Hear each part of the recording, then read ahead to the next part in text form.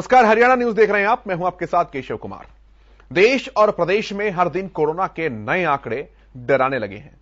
जहां हर दिन बढ़ रहे कोरोना के नए मरीज लोगों की चिंताएं बढ़ा रहे हैं, तो वहीं दूसरी तरफ सरकारें भी कोरोना को हराने के लिए नई नई पाबंदियां लगाती हैं। राजधानी दिल्ली में नाइट कर्फ्यू के बाद अब वीकेंड कर्फ्यू की तैयारी है। तो हरियाणा सरकार ने भी कोरोना को लेकर आज नई गाइडलाइंस जारी कर दी हैं, जिसके मुताबिक सरकारी दफ्तरों में 50% कर्मचारियों के साथ ही काम करने के निर्देश दिए गए हैं। तो वहीं दिव्यांग और गर्भवती महिलाओं को ऑफिस आने से छूट दी गई है। इस बीच सवाल यह है कि क्या तीसरी लहर को लेकर सरकारें पूरी तरह से तैयार हैं, और अगर सरकारें तैयार हैं तो हम कितने तैयार हैं? यह रिपोर्ट आप देखिए, उसके बाद चर्चा की शुरुआत करेंगे।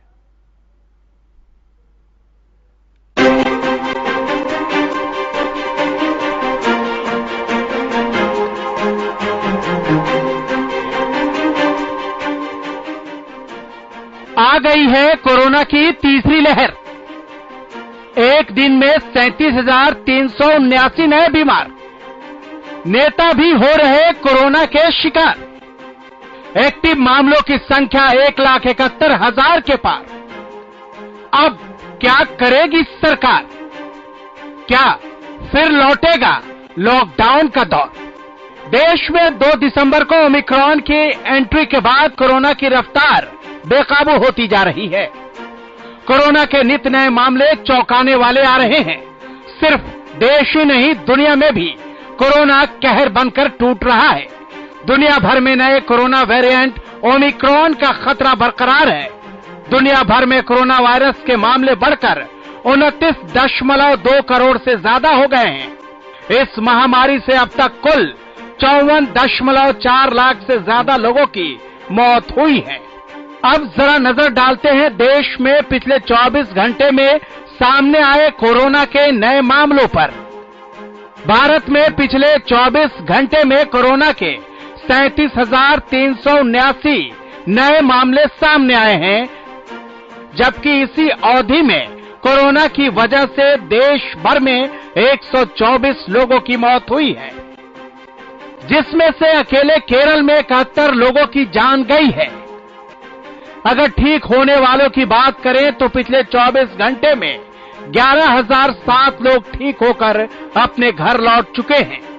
वहीं देश में एक्टिव मामलों की संख्या 1,71,000 के पार पहुंच चुकी है। साथ ही अगर देश में ओमिक्रॉन की बात करें तो देश में ये आंकड़ा 1,892 तक पहुंच गया है। डेल्टा और ओमिक्रॉन दुनिया में कहर बरपा ही रहा है कि अब एक और नया खतरनाक वेरिएंट की दुनिया में एंट्री हो गई है। फ्रांस में मिला नया वेरिएंट IHU वेरिएंट ओमिक्रॉन से ज्यादा घातक, दुनिया भर में मचा सकता है बड़ी तबाही, वैक्सीन को भी दे सकता है चकमा। अब तक मिले सभी वेरिएंट से हैं काफी अलग। दुनिया भर में फिलहाल कोरोना के तेजी से फैलने वाले वेरिएंट ओमिक्रॉन से दहशत का माहौल है। इस बीच फ्रांस में वैज्ञानिकों ने एक नए वेरिएंट IHU का पता लगाया है, जो ओमिक्रॉन से भी ज्यादा तेजी से फैलता है।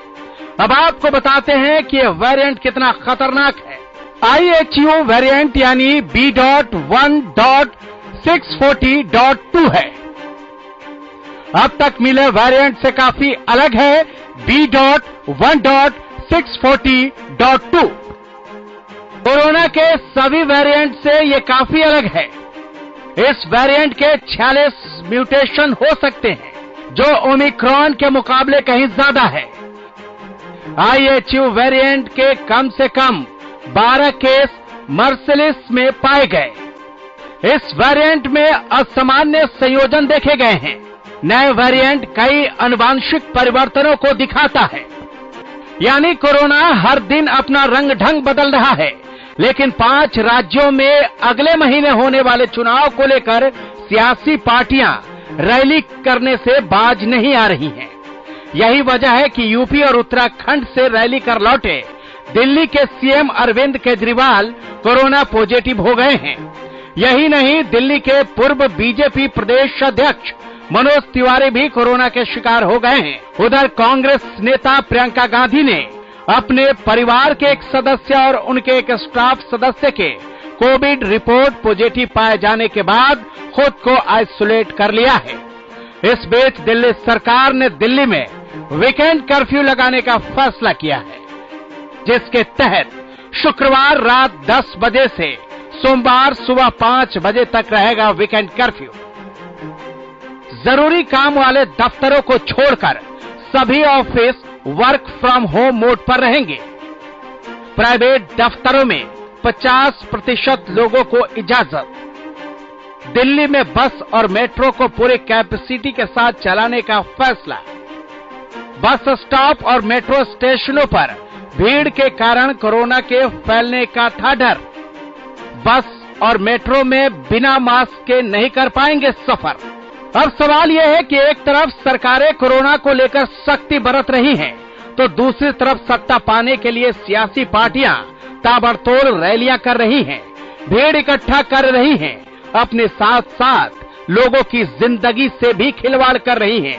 क्या कांग्रेस, क्या बीजेपी, क्या आप सभी सियासी दल एक दूसरे को चुनावी मैदान में साफ करने के लिए बेकरार हैं? ऐसे में सवाल यह है कि क्या ये सख्ती सिर्फ दिखावा है? सवाल ये भी है कि क्या सरकार इस नए वेरिएंट से लड़ने के लिए तैयार है? अगर सरकार तैयार है तो हम कितने तैयार हैं? क्योंकि लापरवाही इस बीमारी में जान पर भारी पड़ सकती है। Bureau report, Haryana news.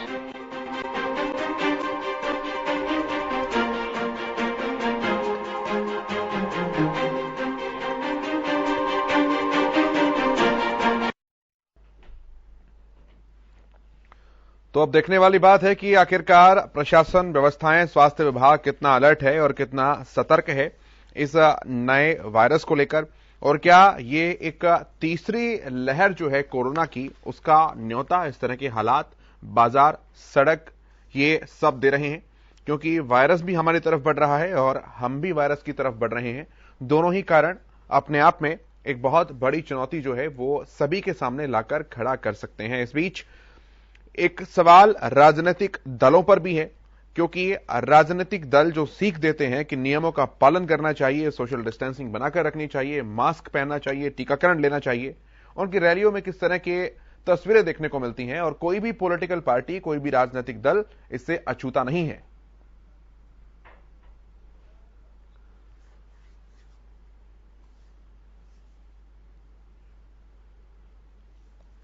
तो तीसरी लहर का ये न्योता जो है वो कहा जा सकता है। एक दिन में 37,379 लोग बीमार हुए हैं, और आम लोगों के साथ साथ नेता जो हैं वो भी कोरोना का शिकार हो रहे हैं। अब देश में एक्टिव मामलों की संख्या एक बार फिर से 1,71,000 के आंकड़े को पार कर चुकी है। सरकारों के लिए ये आंकड़े बहुत चुनौती वाले हैं। लॉकडाउन का दौर क्या एक बार फिर से शुरू हो जाएगा? ये सवाल एक बार फिर से हम सबके सामने आकर खड़ा हो चुका है। दुनिया भर में 29 करोड़ से ज्यादा मामले हैं अभी कोरोना के। इसके अलावा 54 लाख से ज्यादा लोगों की अभी तक मौत हो चुकी है।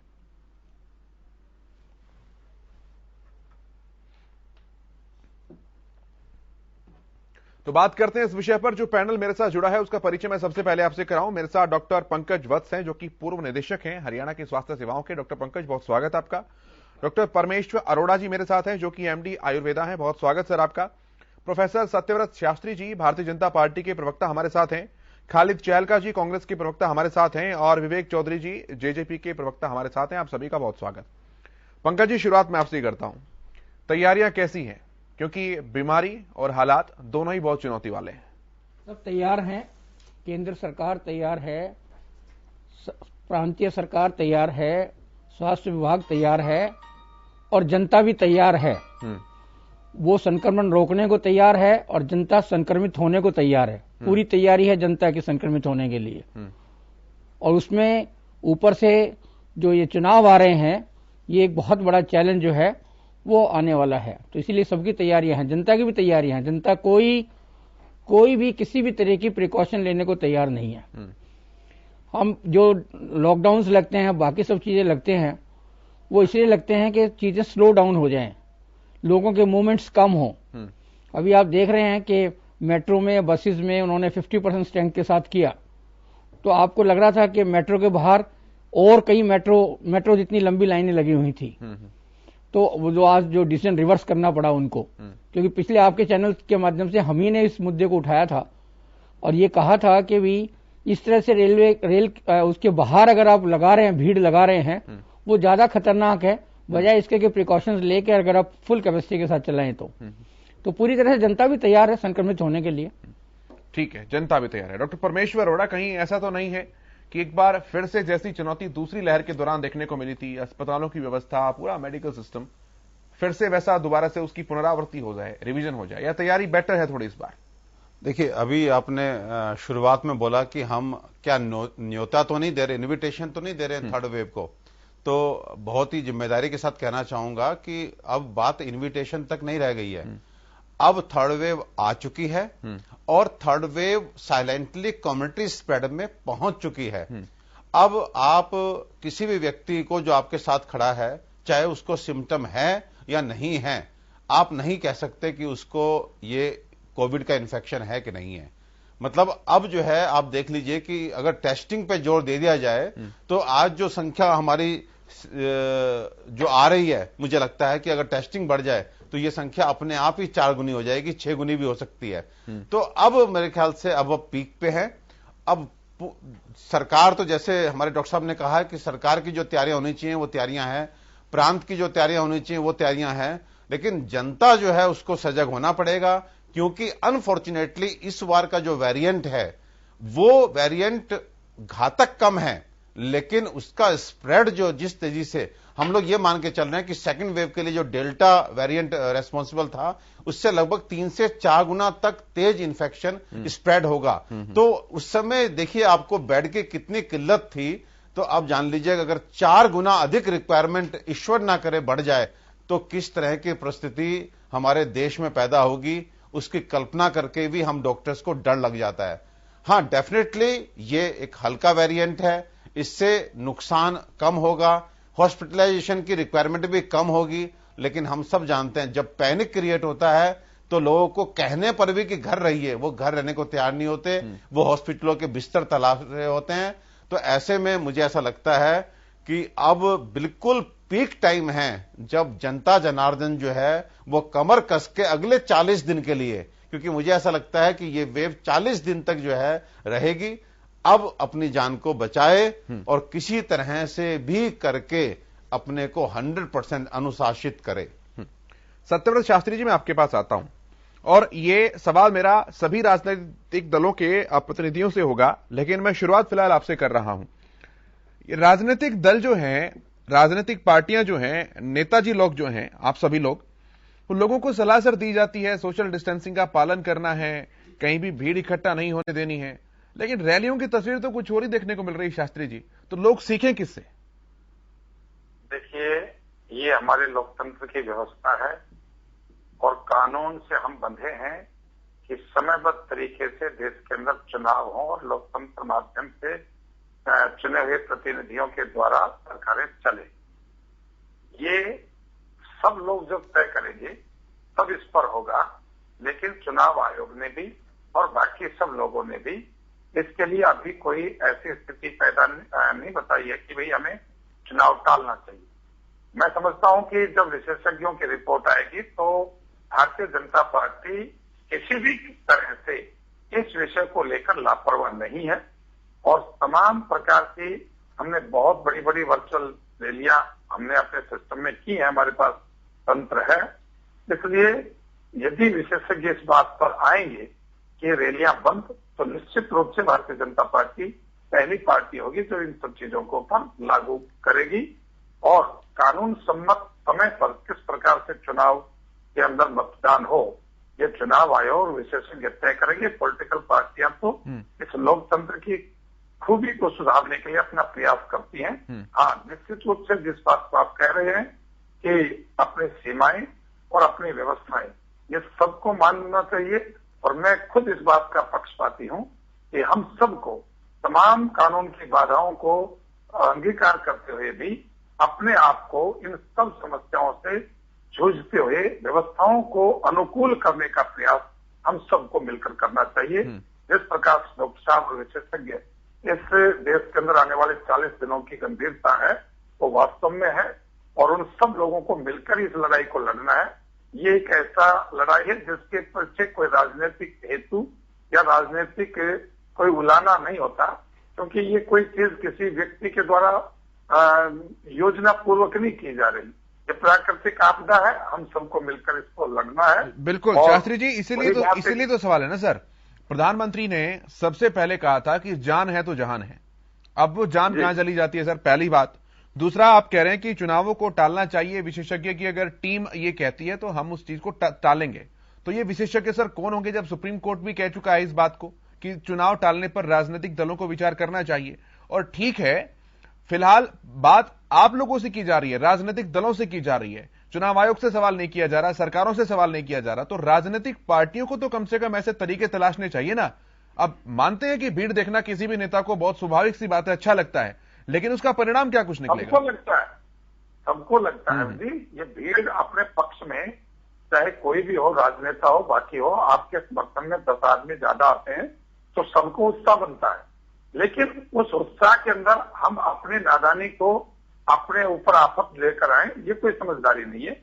इस बात को सब जानते हैं, तो भी हम ये बात मान कर चलते हैं कि इस पर माननीय सुप्रीम कोर्ट, हाई कोर्ट, चुनाव आयोग जो फैसला देते हैं और फिर राजनीतिक दल के लोग आपस में बैठकर इस पर जो निर्णय लेंगे, ठीक है, तो भारतीय जनता पार्टी का दो मत कोई नहीं हो। ठीक है। खालिद चहलका जी, यही सवाल मेरा आपसे भी है। देखिए केशव जी, जिस तरह की परिस्थिति इस समय बनी है देश के अंदर, ऐसा लगता है कि हम एक और लॉकडाउन की तरफ बढ़ रहे हैं। लेकिन ये देश का दुर्भाग्य है, इस देश ने पहले भी महामारियां देखी हैं और ऐसी ऐसी महामारियां देखी हैं जिनका पूरे विश्व पर जिनका असर रहा, लेकिन भारत ने उन महामारियों का मुकाबला किया। हम और हमारे नेता इस बात को लगातार कहते रहे कि आपके बाजू पे जो एक निशान दिखता है गोल गोल, वो एक महामारी की एक निशानी है। लेकिन हमने उस महामारी के आड़ में ना कभी भय फैलाया, ना ही लोगों को पाखंडों की तरफ ले गए। अभी हमने क्या देखा पिछले 1.5-2 साल के अंदर, जब इस महामारी का इस भारत में और इस दुनिया में उदय हुआ, हमने क्या देखा कि हमारे देश के माननीय प्रधानमंत्री और बीजेपी से जुड़े नेता पूरे देश के लोगों को कुछ मतलब एक धर्म के नाम पर पाखंड की तरफ ले जाते हैं। कभी आपको मोमबत्ती जलाइए, कभी आपको घंटी बजाइए, कभी आप ताली बजाइए। ये क्या चीज है? ये कोई भी ये समझिए हम कौन सी सदी की हम बात कर रहे थे।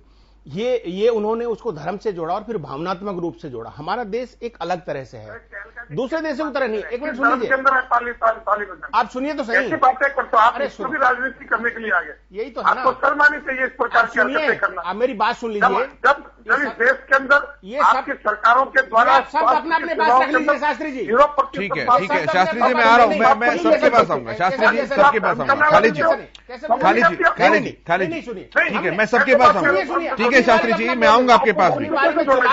खालिद जी, आप दूसरे के ऊपर सर आरोप तो लगा रहे हैं सर, लेकिन प्रियंका गांधी के रिश्तेदार खुद पॉजिटिव पाए गए हैं सर। उनको तो प्रधानमंत्री ने नहीं कहा था ना कि आप रैलियां कीजिए। इस महामारी की केशव जी, इस महामारी के किसी भी उस पे ये लिखा है कि फला व्यक्ति को होगा, फला व्यक्ति को नहीं होगा। ये किसी को भी हो सकता है, लेकिन आपकी तैयारी क्या है? सरकार से सवाल बनता है, हम करेंगे सरकार से सवाल। आप क्या करते हैं? रात में कहते हैं कि लॉकडाउन रहेगा, दिन में जाके एक बड़ी रैली कर देते हैं। और भी लोग करते हैं, जब आप करें तो भी लोग करेंगे। आप अपनी तरफ से क्या कर देते हैं? रिस्पॉन्सिबिलिटी किसकी है? ना खालिद चहलका जी,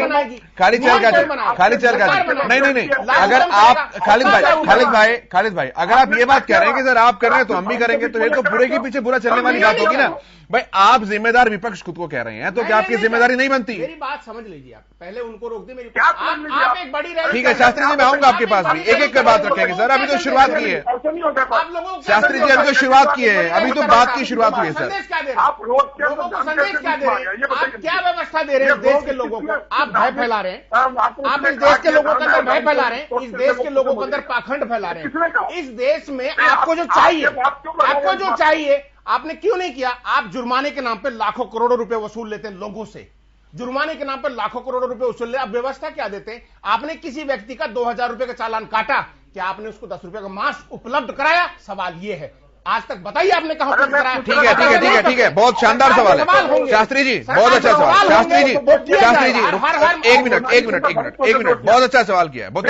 खालिद भाई मैं आता हूं, शास्त्री जी मैं जवाब लूंगा सर, मैं जवाब लूंगा शास्त्री जी, मैं जवाब ले रहा हूं, मैं जवाब ले रहा हूं, रुकिए तो सही, रुकिए तो सही सर, रुकिए तो सही, वही मैं पूछ रहा हूं, वही मैं पूछ रहा हूं। खालिद भाई आपने सवाल तो उठा दिया, आपकी राज्य सरकारों ने कहां कहां मास्क दी, जरा बताइए ना सर। मैंने ये कहा कि जहां जहां आपने जुर्माने पर लोगों से पैसे वसूल जुर्माना राज्य सरकार का मामला है ना, आप जुर्माना राज्य सरकारों के पास आता है ना। अब आप खुद फंसते हैं तो बोलते हैं इधर उधर घुमाने लगते हैं बात। आप बताइए ना सर, फंस नहीं रहा हूं। आपने कहां लिया जुर्माना, आपने जुर्माना कहां माफ किया और कहां आपने मास्क दिया, सीधा सवाल है। हमने वो कुछ किया जो इस देश के लोगों की किया जाना चाहिए। हमने किसी का जुर्माना काटा, क्या किया, अगर हमने क्या किया महाराष्ट्र में पहले दिन से लेकर और आज तक पहले नंबर पर बना हुआ है, आपसे वहां के मामले तो कंट्रोल हुए नहीं सर। इससे देश के लोगों का भला नहीं होगा। मीडिया को राजनीतिक जो इस समय देश में चला रहे, देश के लोग जो सरकार चला रहे, उनको अपना स्टैंड कायम करना पड़ेगा। देश के लोगों के अंदर विश्वास पैदा करना पड़ेगा। ये कौन करेगा? ये देश का मीडिया करेगा। भय फैलाने देश नहीं चलेगा, भय फैलाने देश हम नहीं काम कर रहे हैं चलेगा। सर, मीडिया अपना काम बहुत बखूबी कर रहा है, काम अगर कोई अड़चन कर रहा है तो राजनीतिक दल कर रहे हैं सर। हम तो चीख खालिद भाई, हम तो चीख कर खालिद भाई, हम तो चीख कर सुबह से शाम तक गला दर्द करवा लेते हैं कि घरों के अंदर रहिए, वैक्सीन लगवाइए, लेकिन सुबह देखते हैं कि प्रधानमंत्री अपने सामने इतनी बड़ी हुजूम को लेकर खड़े हैं, प्रियंका गांधी इतना लंबा रोड शो कर रही हैं, अखिलेश यादव इतना लंबा रोड शो कर रहे हैं, क्या कीजिएगा फिर? वैक्सीन के नाम पे भी देखो हो क्या रहा है, वैक्सीन समय से पहले लगनी चाहिए। ना ऐसे नहीं, मैं विवेक जी के पास आ रहा हूं, मैं पहले विवेक जी के पास आ रहा हूं, फिर पंकज जी के पास आता हूं। मैं सबके पास आना है, सबके पास आना है। ठीक है खालिद भाई, ठीक है, आपके सवाल हो गए, ठीक है शास्त्री जी, मैं विवेक जी के पास आ रहा हूं। विवेक जी अपनी बात रखिए। नहीं मैं ये पूछना चाहता हूँ, पहले आप कहूँगा भारत के कितने ने कहा कि ये कोरोना दूर हो जाए, समय कट हुआ है और उस टाइम पे भी कुछ लोग राजनीति करने से बाज नहीं आ रहे। खालिद जी मैं आपको कहना चाहूंगा, अगर आपको कोई चीज बुरी लगती है तो आप अपनी राय दीजिए, सरकार को अपनी विचार बताइए कि आपकी ये कमियां हैं और आप इनको सुधारने का काम। खालिद जी ये समय ऐसा है कि सबको मिलकर साथ आना पड़ेगा, यहाँ कोई टोका टिप्पणी करने का समय नहीं है। आपने ऐसे किया, हमने ऐसे किया, अरे आप बताइए ना दीपेंद्र हुड्डा जी को कोरोना क्यों हो गया? ये तो किसी को भी हो सकता है, किसी भी आदमी को हो सकता है, ये किसी के पार्टी जाति धर्म वर्ग देख के कोरोना नहीं हो रहा और ये वायरस नहीं आ रहा। आज सबको साथ मिलकर, सबको एकजुट होकर देश को इस आपदा से निकालना पड़ेगा। और जहां तक कि खालिद जी ने बात की कि चलान काटे, मास्क कहाँ दिए, फलाना दिए, खालिद जी मैं आपको बताना चाहूंगा पिछले लॉकडाउन में हमने मास्क भी बांधने का काम किया, जननायक जनता पार्टी की तरफ से माननीय दुष्यंत चौटाला जी ने सैनिटाइजर भी भिजवाने का काम किया। उस समय पे आप कहते थे सैनिटाइजर की बोतल के ऊपर फोटो लगा दी, फोटो लगा दी। अरे कमाल की बात है, कोई कुछ कर रहा है उसे करने तो दीजिए। आज अगर कुछ नहीं कर सकते तो दूसरे को करने दीजिए, टोका टिप्पणी ना कीजिए। या आपको कोई बात गलत लग रही है तो उसकी सलाह दीजिए, उसमें क्या सुधार किया जा सकता है, उसमें आप आगे आइए, बढ़ के आइए, अपने नेताओं को कहिए कि आगे हैं। ये यहाँ पे बैठ के और ऊंची ऊंची बातें करने से और दूसरे को बोलने ना देने से कोई किसी बात का समाधान नहीं होगा। डॉक्टर ने इतनी बढ़िया देश के अंदर दूसरी लहर पूरे पीक पर थी केशव जी, पूरे देश ने देखा, मीडिया को आइडेंटिफाई किया, पूरे देश ने देखा किस तरह से कांग्रेस का यूथ विंग काम कर रहा था, किस तरह सेवादल काम कर रहा था, किस तरह कांग्रेस के कार्यकारी काम कर रहे थे। इसका पूरे देश के सब राजनीतिक दलों के पास अपने अपने प्लेम्पलेट है, हमने ये किया, हमने ये किया, सर क्या हो गया वो सबने देखा। ठीक है, ठीक है, जिम्मेवारी वो सब लोग निभाएंगे, एक जिम्मेवारी सब लोग निभाएंगे। आज आप कहते हैं सब लोग मिलकर काम करिए, सरकारी धन के ऊपर आप अपना निजी प्रचार करते हैं, एक दो किलो का अनाज देने के लिए अपने निजी फोटो गरीब के घर में भेजते हैं। ये निजी प्रचार नहीं चलेगा, सरकारी धन पर जनता के पैसे से निजी प्रचार नहीं चलेगा, जनता के पैसे से निजी प्रचार नहीं चलेगा, अपनी हल्की मानसिकता का प्रदर्शन करके निजी प्रचार नहीं चलेगा। ठीक है सर, ठीक है, ठीक है, ठीक है, एक सवाल और है, मैं आता हूं। ठीक है सत्यव्रत जी, एक सवाल है मेरा सबसे पहले आपसे सर। एक लोगों के मन में कंफ्यूजन ये भी है कि जब सारी मूवमेंट्स दिन के समय होती है, बाजार दिन के समय खुलते हैं, दुकानें दिन के समय खुलती हैं, दफ्तर दिन के समय खुलते हैं, तो ये नाइट कर्फ्यू का मतलब क्या है? मतलब इसका लॉजिक क्या है, मंशा क्या है सरकार की इसके पीछे? रात को तो भीड़ ऑटोमेटिकली कम होती है। चलिए, पहले मैं ये पूछना चाहता हूं कि क्या आप इस बात से सहमत हैं कि माननीय प्रधानमंत्री ने धर्म को आधार मानकर? ना, मैं बिल्कुल सहमत नहीं हूं। मैंने टोका उनको इस बात के लिए, मैं बिल्कुल सहमत नहीं हूं। मैंने टोका उन्हें इस बात के लिए। उनसे माफी मंगवाइए। जब प्रधानमंत्री ने धर्म को लेकर कोई टिक्का टिप्पणी और कोई उपाय नहीं बताया, तो देश के अंदर राजनीति में जो आप कहते हैं ना 70 सालों में क्या हुआ, पिछले 7 सालों में राजनीति में इस देश के अंदर धर्म का उपयोग पिछले 7 सालों में हुआ है। शास्त्री जी, इस बात की चर्चा नहीं हो रही है, आप छोड़ दीजिए। आप धर्म के नाम पर कब तक लोगों को मुल्क बनाएंगे? लोगों को सुविधाएं देनी पड़ेंगी, लोगों को रोजगार देना पड़ेगा, लोगों को विश्वास देना पड़ेगा, लोगों के अंदर विश्वास पैदा करना पड़ेगा। ठीक है सर, मेरा मुद्दा वो नहीं है खालिद भाई, मैं नहीं जा रहा उस ट्रैक पर। आप उसको छोड़ दीजिए, आप उसको छोड़ दीजिए। ठीक है, सरकार की तरफ से प्रतिनिधि, सरकार की तरफ से जवाब दीजिए। सत्यव्रत जी, कोई बात नहीं है, मैं नहीं जा रहा सर उस ट्रैक के ऊपर। कोई बात क्यों नहीं, कोई बात क्यों नहीं? उन्होंने जो बोला, उनका जो माइंडसेट है, वो लोग सुन रहे हैं सर। उनका जो माइंडसेट है वो लोग सुन रहे हैं, और उनके माइंडसेट को लोग अपना माइंडसेट बना लेंगे, कोई दिक्कत नहीं है। वो चुनावों के दौरान आपको पता लग जाएगा, कोई बात नहीं। लेकिन आगे बढ़िए, मैं इस मुद्दे पर नहीं अटक रहा हूं अभी। मेरा सवाल है आपसे, लॉकडाउन के, कर्फ्यू के, नाइट कर्फ्यू के पीछे का कारण क्या है, जरा जनता को ये बताइए। देखिए, नाइट कर्फ्यू में हम मानते हैं कि 70 से 80% मूवमेंट हमारी कम रहती है, कोई विषय नहीं। लेकिन जनता को एक सावधानी के लिए कि जब रात का है तो दिन में भी आ सकता है कर्फ्यू, इसलिए सावधान रहिए।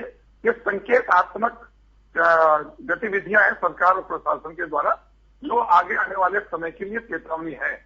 इसलिए नाइट कर्फ्यू में किसी को ऐतराज नहीं होता, किसी को दुख भी नहीं होता, लेकिन एक संदेश जाता है जनता के लिए कि भैया अभी स्थिति नाजुक होने वाली है, इसलिए हमें आगे बढ़ना है और सावधान रहें। मतलब केवल संकेतात्मक है ये? जी ठीक है। आप ये कहना चाह रहे हैं कि कल को हम लॉकडाउन की घोषणा करेंगे तो लोगों को भारी नहीं लगेगा, यही कहना चाह रहे हैं ना? शास्त्री जी, आवाज आ रही है आपको खालिद जी की? क्या कल को हम लॉकडाउन की घोषणा करेंगे तो लोगों को बहुत भारी नहीं लगेगा, इसलिए हम लोगों को थोड़ा स्मूथ कर रहे हैं, आप ये कहना चाह रहे हैं? बिल्कुल। अच्छा, तो ये जो घुमा घुमा के कान पकड़ते हैं ना, ये इस देश के लिए बहुत अच्छा संकेत नहीं है। आपको चाहिए क्या? संकेतों छोड़ो यार, तुम्हारा और देश का क्या मतलब हो गया? कांग्रेस और देश की बात करें, ये सब लोगों को अचंभा लगता है। हालांकि जी, आप चैनल पर बैठकर थोड़ी ठीक बात कर रखो। अचंभा ऐसा लगता है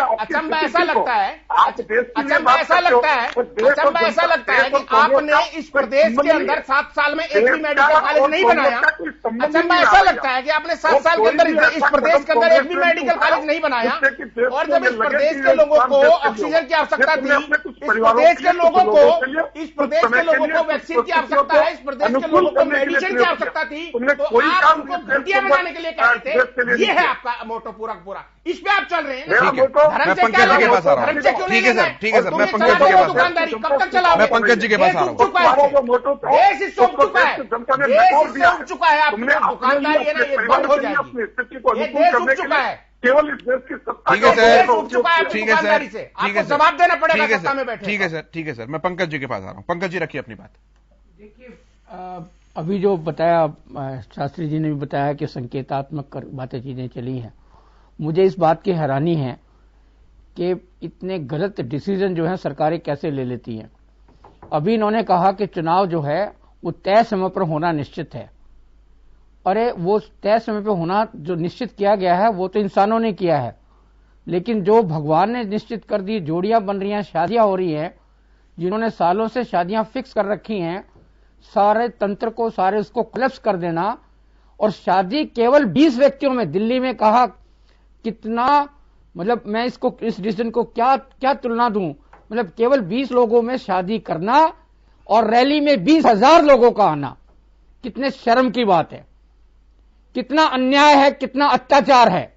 और हरियाणा जैसे प्रांत भी दिल्ली में क्योंकि 20 कर दिया, तो उन्होंने भी इसको घटा के इसको 100 कर दिया। और अब हो सकता है कि दिल्ली वो करेगी तो ये और प्रेशर में आ जाएंगे, दिल्ली ने ये कर दिया तो हमने ये कर दिया, ऐसे राजनीतिक फैसले। अब आप मुझे बताइएगा कि ये कौन सा धर्म है, कौन सा कर्म है कि शादी ब्याह में आप इस तरह की लिमिटेशंस लगा रहे हैं? 5 स्टार होटल में या बाकी जगह पे क्या शादी 20 लोगों से संपन्न नहीं हो सकती? क्यों यार? क्या रैली जब रैली में 50,000 लोग, 1 लाख लोग, अरे रैली में 40 बाई 40 फुट पे 20 लोगों से हो सकती है। 40 बाई शास्त्री जी, शादी अगर 2 लोगों में हो सकती है तो चुनाव भी एक ही जीतता है ना फिर? केशव जी, 40 बाई शादियां अगर 2 में होती है तो चुनाव भी एक ही जीता है। 40 बाई 40 आप कब तक सफाई देंगे सर इस बात के ऊपर? 40 बाई 40 आपको भी पता है, आप राजनीतिक दल के प्रवक्ता हैं, इसलिए आप बैठकर ये बात बोल रहे हैं, वरना पता आपको भी है सर, भी ठीक नहीं है वहां पर। 40 फुट बाई 40 फुट के उस पर 150 राजनीतिक लोग खड़े एक स्टेज के ऊपर बगैर मास्क पहने। ये मीडिया ने कल दिखाया क्या कर रहे हैं ये लोग। इतनी शर्म की बात है। तो ऐसे नियम बनाने 50% मेट्रो कर दो, 50% मेट्रो कर दो, 50% मेट्रो कर दो। वो राजनीति में आने वाली भीड़ अलग और ब्याह शादी करने वाले वो अलग अलग तो नहीं है। अरे ब्याह शादी वाले तो संक्रमित नहीं है, रिश्तेदार क्लोज लोग होते हैं। भीड़ वहां जो भीड़ है ना, उस भीड़ का क्या करोगे? जो 2000 लोग एक शिप में बैठे हुए हैं, उसका क्या करोगे? भीड़ में 5 स्टार होटल में 5 स्टार होटल में 3 स्टार होटल में शादी नहीं कर सकते, घर में करनी पड़ेगी। मौत के ऊपर केवल 20 व्यक्ति, लेकिन रैली के अंदर 20,000, 2 लाख लोग। कितने शर्म की बात है राजनीतिक दलों के लिए कि ओमिक्रॉन आया तो उन्होंने करप्ट करना कर दिया, सिस्टम शुरू कर दिया है। अरे करना है तो बेड बढ़ाओ, करना है तो ज्ञान बढ़ाओ, करना है तो उसकी तैयारी करो। स्टेज यहां लड़ाइयां लड़ने लग जाते, तू कांग्रेसी, मैं जेजेपी, तू बीजेपी। देश का सत्यानाश कर दिया। कोरोना जो है ना, वो पार्टियां नहीं देख रहे, तो वो शादियों को देखकर नहीं आएगा। फिर भैया शास्त्री जी ये कैसी बात, कैसा तरह का ये? नहीं, मैं पूछ रहा हूँ, कैसा तरह का को देखकर नहीं आएगा वो? कैसा तरह का ये? आप ही ने कहा, आप ही ने नहीं है। 20,000 लोगों की रैली, 20,000 लोग एक जगह केंद्रित है। आपके रैलियों में आएगा, शादियों में नहीं आएगा क्या वो? रैली में क्यों नहीं पाबंदी लगाते? शादियों में नहीं आएगा। अभी आपने क्या कहा कि चुनाव होंगे तो तय समय में होंगे। ठीक है शास्त्री जी, चुनाव शादियों में आएगा शास्त्री जी, शादियों में हजारों लाखों लोग आएंगे। मैं अभी की बात ऊपर रख रहा हूँ, हजारों लाखों लोग रैलियों में आएंगे। ठीक है पंकज जी, शास्त्री जी शादियों में आएगा और इसलिए आप लोगों को हमारी चिंता भी है। आपने शादियों की लिमिट को घटाया सर, लेकिन चिंता तो हमें भी अपने नेताओं की है ना। अपनी भीड़ का कब आप दायरा सेट करेंगे कि इतनी भीड़ आएगी? सिर्फ है आपके पास जवाब? देखिए, ये सब रैलियों के अंदर जो सीमाएं जैसे जैसे बढ़ेगा वैसे सीमाएं हैं, और पीछे हमने कोई सीमाएं नहीं है सर, कोई सीमाएं नहीं है। आप लोग आंकड़ा दिखाने के लिए बताते हैं सर, कहां सीमा होती है? शास्त्री जी अभी कह रहे हैं भीड़ देखना अच्छा लगता है, आप कह रहे हैं सीमा लगा देंगे। नहीं, आपको नहीं लगता भीड़ देखना? आपके चैनल को कितने लोग देख रहे हैं? ये आप अपने फ्रीक्वेंसी नहीं देख रहे? हमारी व्यूवरशिप होती है, भीड़ नहीं होती सर। भीड़ और व्यूवरशिप में अंतर होता है। अरे सब मैं वही पूछ रहा हूँ। व्यूवरशिप को चुनने का अधिकार होता है, व्यूवरशिप को चुनने का अधिकार होता है, उसके हाथ में रिमोट होता है। अरे शास्त्री जी ने ठीक कहाँ की बात रख रहे हैं? सरकार ने करना कुछ नहीं है, सरकारें कुछ नहीं करती हैं, केवल संकेतात्मक, लेकिन मैं कर रहा, केवल संकेतात्मक सीमाओं में रहकर देश की सुरक्षा, और ये कोई इलाज में डॉक्टरों के और व्यवस्थाओं के काबू आने वाली चीजें नहीं है। ये तो स्वयं नियंत्रण से आने वाली चीजें, कि राजनेता हो, कि शादी हो, रैली जुलूस हो, सब पर लागू होता है, और सबको आत्म संयम, आत्म नियंत्रण के आधार पर इस बीमारी का मुकाबला करना होगा। अन्यथा ये चीजें किसी को ब्याह शादी को, विवेक जी के पास आ रहा हूँ, रुकती है मैं फिर अरोड़ा साहब के पास सबको। ठीक है सर, आप इतना ठीक है सर। विवेक जी रखिए अपनी बात। केशव जी, डॉक्टर साहब ने बहुत अच्छी बात कही, और मैं शास्त्री जी से भी कहूंगा और काली जी से भी कहूंगा, जो कमियां हमारी हैं उनको हमें मानना चाहिए। आज अगर ब्याह शादी की भी बात करते हैं, आज अगर रैलियों का भी कंपैरिजन करते हैं, तो जो कमियां हैं उनको मानिए, जो गलतियां हैं उनको मानिए, इसमें मानने में कोई दो राय। आज कहीं ना कहीं हमारी कमियां हैं, हमें ये कमियां सुधारनी चाहिए। आज रैलियों के अंदर तो लोग आते हैं, आज चाहे कांग्रेस की हो, चाहे बीजेपी की हो, चाहे किसी भी राजनीतिक दल की, मैं ये कहूंगा। और अगर शादी की बात आए तो शादी में 2 आदमी का ये कोई औचित्य नहीं बनता।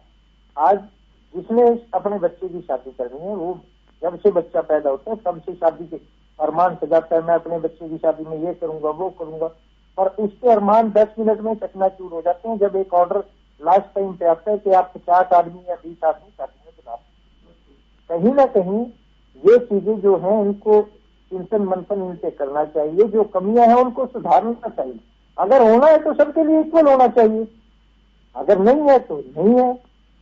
आज कहीं ना कहीं इन चीजों को देखते हुए बहुत, अगर हमारी कमी है तो कमी तो मानना चाहिए, इसमें कोई दो राय नहीं है। डॉक्टर साहब ने बहुत अच्छे से सारी बात को बताने का काम किया, और डॉक्टर साहब को मैं ये भी बताना चाहूंगा, विवेक जी मेरे पास पगड़ी नहीं है, वरना मैं पगड़ी बांधता आपको ये बात कहने के लिए कि हरियाणा प्रदेश में नहीं, बिल्कुल आपने बिल्कुल लाख रुपए की क्लैपिंग वाली बात कही है सर, ये बहुत शानदार आपने बात कही है, लेकिन ये कथनी जो है वो करनी भी तो बने ना सर, कोई सीख नहीं लेता इन चीजों से।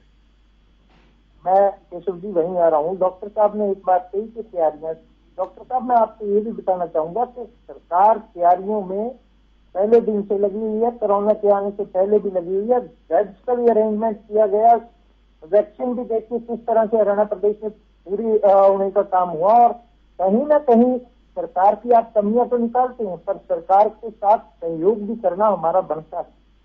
हमारा सहयोग, आज एक आम आदमी है, आपने कहा अभी काली जी ने कि चलान कर दिया जाएगा, चलान 2000 का कर दिया, मास्क 10 रुपए का नहीं दिया। जनाब आप ये तो देखिए चलान की नौबत आई क्यों, उस वक्त से कोई नहीं आएगा। अगर आप मास्क डाल के नहीं चल रहे, अगर मास्क की दिक्कत है, जब सरकार ने कह दिया मास्क लगाइए तो मास्क लगाना चाहिए। मास्क में सरकार का कोई बेनिफिट नहीं है, मास्क में बेनिफिट है आम जनता का, वायरस जो संक्रमण है वो रुके, उस चीज को कोई नहीं देख रहा। नेगेटिविटी की साइड, मास्क क्यों नहीं दिया, चलान क्यों कर दिया।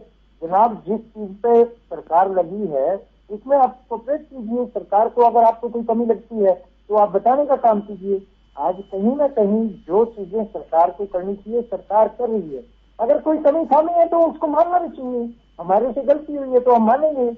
आज आपको सिर्फ और सिर्फ एक चीज देखिए कि आज मेन मोटो, कोई पार्टी नहीं, कोई वर्ग नहीं, कोई जाति नहीं, कोई समुदाय नहीं, सिर्फ एक चीज देखिए, हम हिंदुस्तानी हैं और इस बीमारी से बचने के लिए जो हम कर सकते हैं उसको करने का प्रयास कीजिए। आज एकजुट होकर इस बीमारी से लड़ने का समय है। आज अगर सरकार कुछ कर रही है तो सरकार का आप सहयोग कीजिए, ना कि टोका टिप्पणी कीजिए। ठीक है विवेक जी, आपने बहुत अच्छी बात कही, लेकिन आपने ध्यान नहीं, शुरू में मैंने कहा था कि केंद्रीय सरकार भी तैयार है, राज्य सरकार भी तैयार है।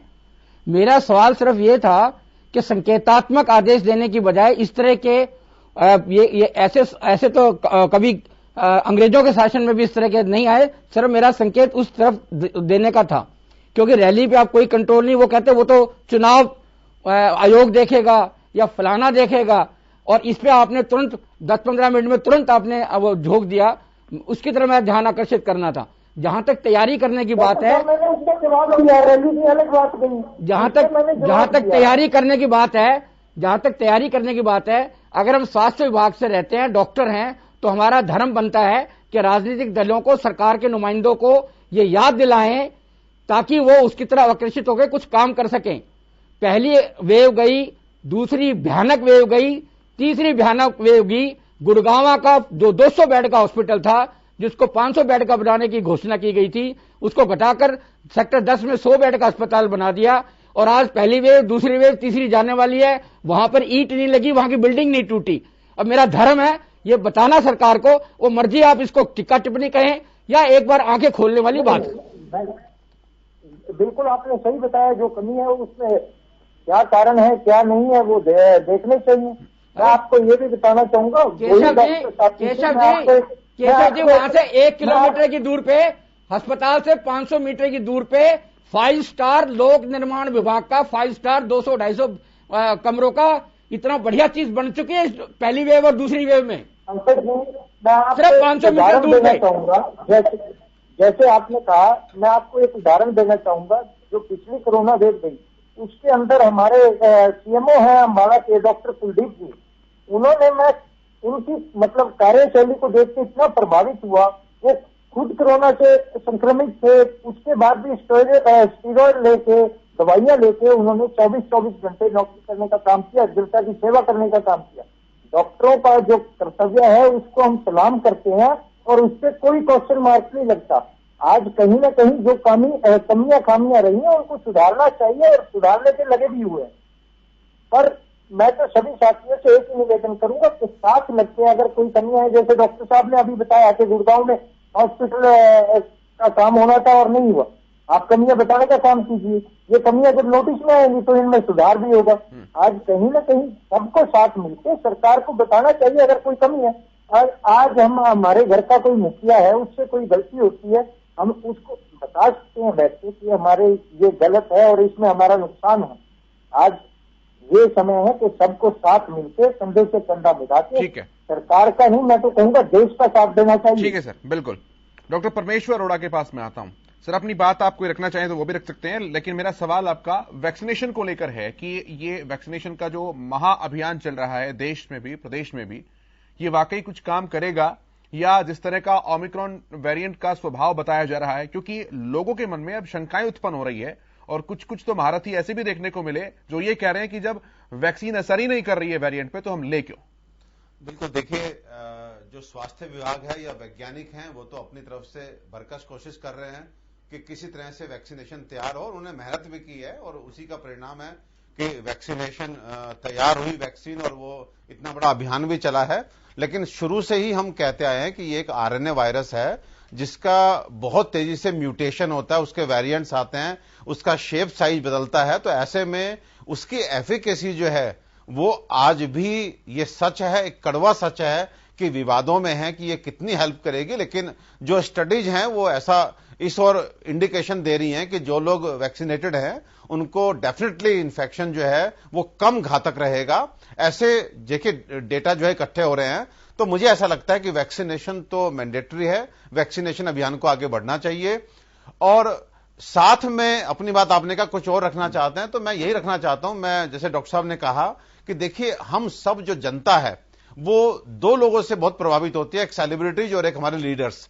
तो जो एडमिनिस्ट्रेशन है, जो लीडर्स हैं, उनको हमेशा लीड विद एग्जाम्पल करना चाहिए, क्योंकि जब आप कहीं भी फोटो खिंचाने के लिए हमारा बड़ा नेता मास्क नीचे कर लेता है तो जनता जनार्दन उसी को फॉलो कर रही होती है। दो तरह के देखिए काम होते हैं, एक होता है कि आप वास्तव में क्या काम कर रहे हैं जो जनता को पता नहीं है, एक होता है कि जो काम जनता को दिख रहा है। तो मैं कहता हूं कि जो जनता को दिख नहीं रहा है वो आप बोलते रहिए हम कर रहे हैं, चाहे आप कर रहे हैं कि नहीं कर रहे हैं, लेकिन जनता को एटलीस्ट उसे गुस्सा नहीं है, उसे रोष नहीं है, उसे आक्रोश नहीं है कि काम हो रहा है कि नहीं हो रहा है, क्योंकि उसको दिख नहीं रहा है। लेकिन जहां पर उसकी शादी 20 लोगों तक सीमित की जाती है और रैली में जब वो टीवी में बैठ करके 2 लाख लोगों की भीड़ देखता है तो डेफिनेटली वहां पे उसे गुस्सा आता है, उसे चालान कटवाने में ऐतराज है, उसे मास्क पहनने में ऐतराज है, क्योंकि वो देख रहा है कि मास्क केवल हमने पहनना है।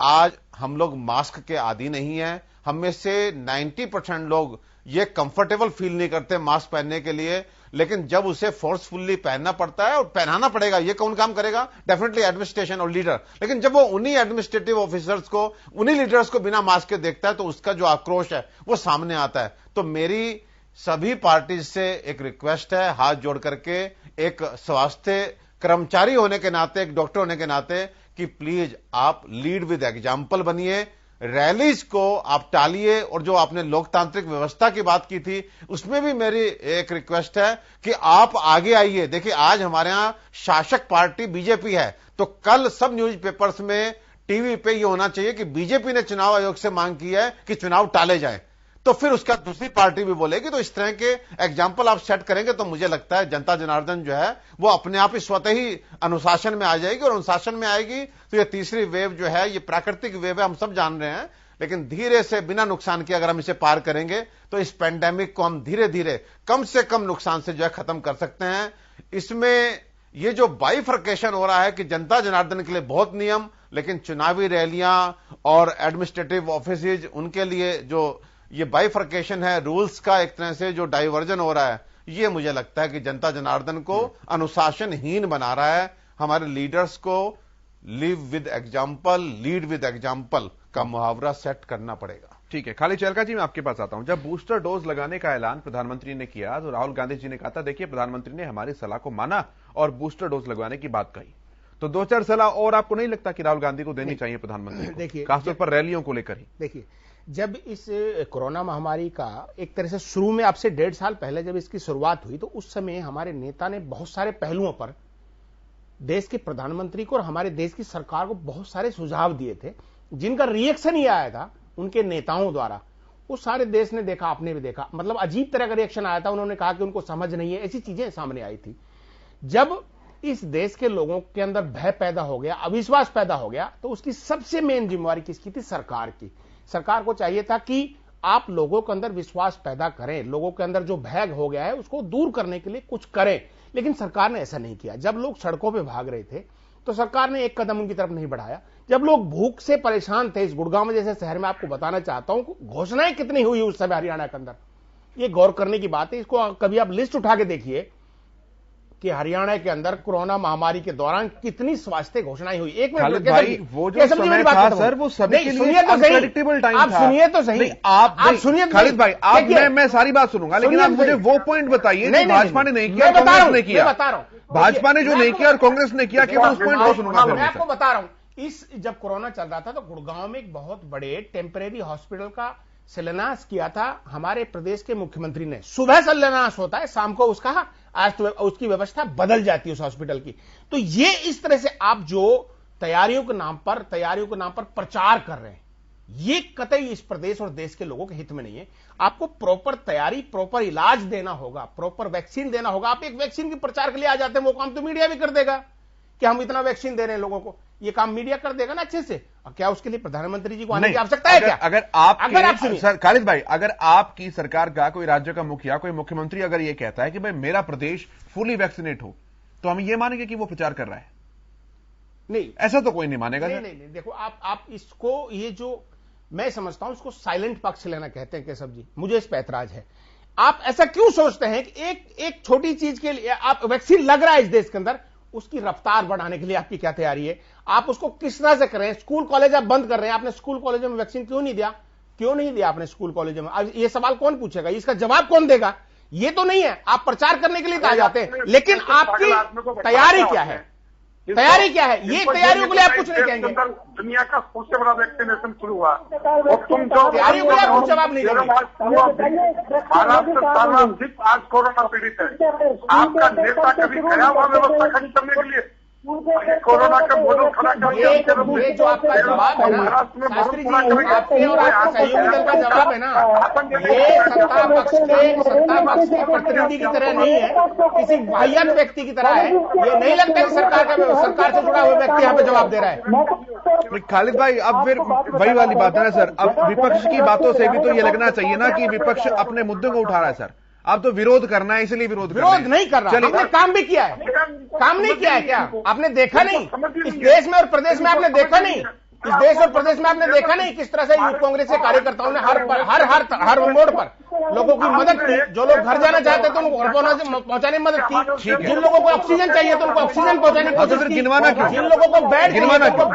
आप ही कह रहे हो ना कि बढ़िया करें, आप ही कह रहे हैं कि अच्छा करें, तो गिनवाना क्यों? तो क्यों गिनवा रहे हैं फिर आप? नहीं, आप पूछ रहे हैं इसलिए मैं बता रहा हूं। मैं सरकारों के काम पूछ रहा हूं सर, मैं सरकारों के काम पूछ रहा हूं। आपकी सरकार ने, भाई राजस्थान में आपकी सरकार है, पंजाब में आपकी सरकार है, छत्तीसगढ़ में आपकी सरकार है, क्या अलग कर दिया आपने? आपको ये लगता है कि इस, सुनिए, आप मेरी सरकार, आप मेरे दल से जुड़ी सरकार के बारे में सवाल पूछने के स्वतंत्र हैं, लेकिन आपको ऐसा लगता है कि इस पूरी महामारी का जवाब सिर्फ कांग्रेस के 3 राज्यों को देना चाहिए, ना कि देश के प्रधानमंत्री को देना चाहिए? चलिए मैं आपसे जवाब उस राज्य का ले लेता हूं जहां पर आप एक सत्ताधारी दल के सहभागी हैं और वो नंबर 1 पर रहा है शुरू से ही, महाराष्ट्र।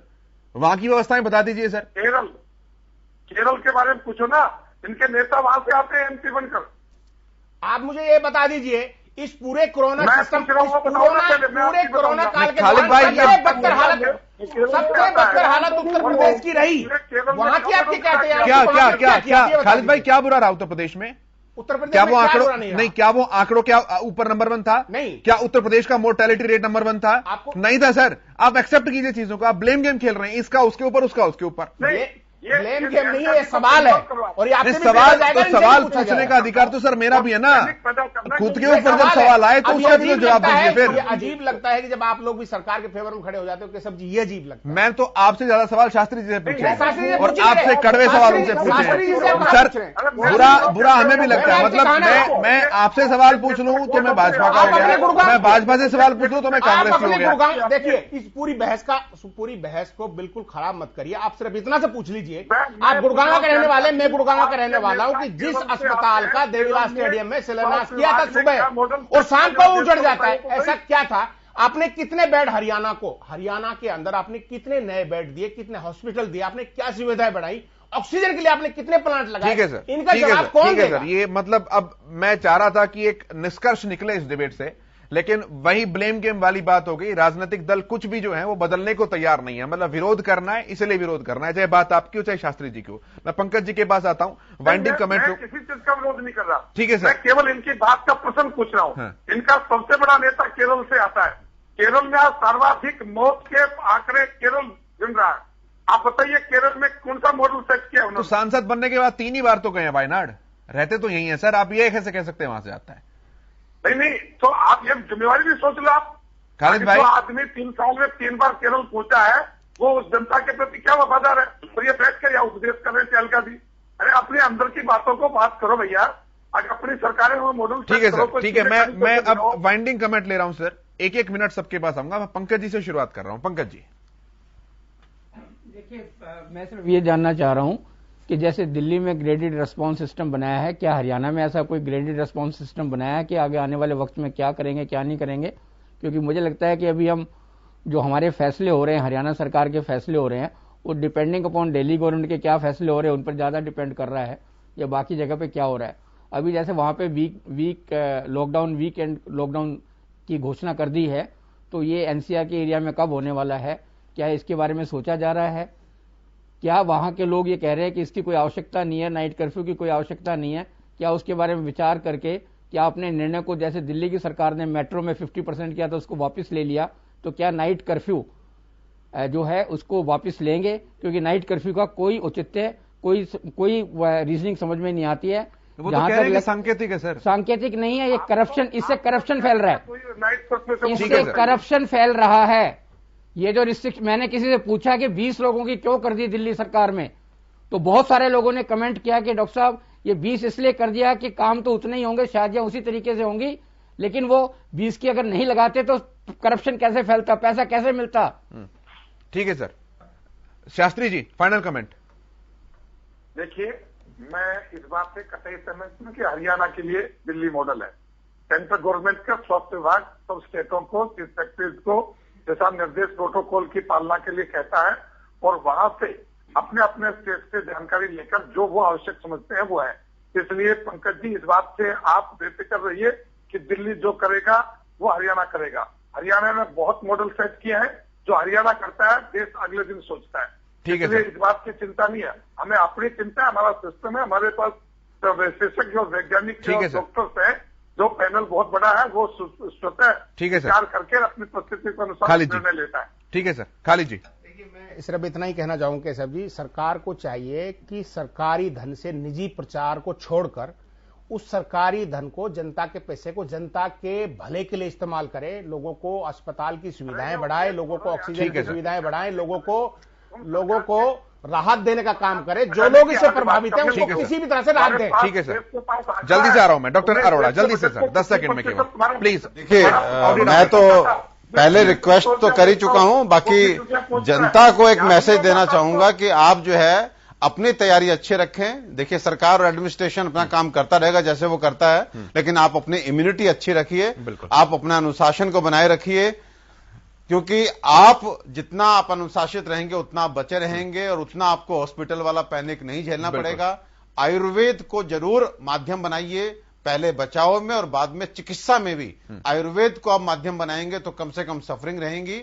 और अपना ख्याल खुद से रखें, किसी के ऊपर आप डिपेंडेंट ना रहें। ठीक है सर। विवेक जी जल्दी से। सर जी, खालिद जी से मैं एक रिक्वेस्ट करना चाहूंगा, ये बार बार कहते हैं सरकार को ये करना चाहिए, अपनी सरकार की तरफ से जवाब दीजिए, अपना समय ना भूलिए। जिस टाइम फाइनल कमेंट है सर, फाइनल कमेंट है। हरियाणा नंबर 1 हरियाणा, नंबर का कुछ पता ही नहीं कहाँ था, पर आप कहने का काम करते थे नंबर 1 हरियाणा। आज कहीं ना कहीं इस बुरे समय में आप सबको साथ आके देश के लिए एकजुट होकर करना चाहिए। आप राजनीतिक पार्टियों में भंड के और देश का नुकसान ना कीजिए। ठीक है सर, जो कोरोना ठीक है विवेक जी, किसी से पूछ के नहीं आ रहा कि आप कौन सभी के लिए आ रहा है, बिल्कुल बिल्कुल, इसलिए नियम भी सभी के लिए हो समान और बातें भी सभी के लिए जैसी हो। ठीक है, डॉक्टर पंकज वत्स, डॉक्टर परमेश्वर अरोड़ा जी, सत्यव्रत जी, खालिद जी, प्रोफेसर विवेक चौधरी जी, बहुत धन्यवाद आपका इस चर्चा में शामिल होने के लिए। मेरे साथ इस कार्यक्रम में इतना ही। हरियाणा न्यूज पर खबरों का सफर जारी है।